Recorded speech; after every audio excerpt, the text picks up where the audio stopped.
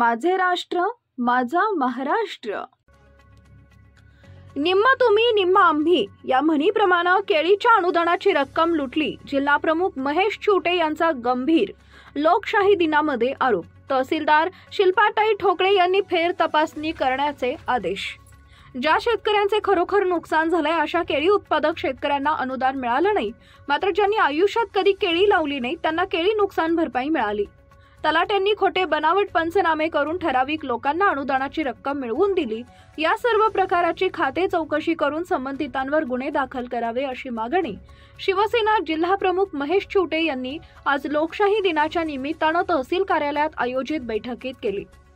तहसीलदार शिल्पाताई ठोकळे व सर्व खात्यांचे खाते प्रमुख यांच्या उपस्थितीत तहसील कार्यालयात आज लोकशाही दिनाच्या निमित्ताने सर्वसामान्यांच्या अडचणी व तक्रारी समजून घेण्यासाठी बैठक बोलावण्यात आली होती। या बैठकीत केळी अनुदान व शहरातील अतिक्रमण यावर वादग्रस्त चर्चा झाली। मे 2024 मध्ये वादळी वाऱ्यामुळे केळी बागा जागेवर पडल्या होत्या। यावेळी तत्कालीन मुख्यमंत्री एकनाथ शिंदे यांनी तत्काळ पंचनामे करण्याचे आदेश दिले होते। याप्रमाणे तालुक्यातील 4733 शेतकऱ्यांना 9,27,00,000 रुपयांचा अनुदान वितरित करणं चालू आहे। मात्र प्रत्यक्ष अनुदान वाटताना ज्यांनी आयुष्यात केळी लावली नाही त्यांच्या खात्यावर पैसे जमा होत असल्याचं निदर्शनास आल्यामुळे उंबरड तालुका करमाळा इथं केळी उत्पादक शेतकरी व संबंधित एजंट यांच्यात मारामारी झाली। हा मुद्दा महेश चिवटे यांनी बैठकीत मांडला। तालुका कृषी कार्यालयानं नुकसानीचा गोषवारा दिला होता, मात्र पंचनामा करताना तालुक्यातील काही तलाट्यांनी शेतकऱ्यांशी व एजन्सीशी तडजोड करून ज्यांच्या शेतात केळी नाही अशा लोकांची नावं यादीत घातली। त्यामुळे केळी नसताना सुद्धा काही शेतकऱ्यांना लाखो रुपयांचं अनुदान मिळालंय।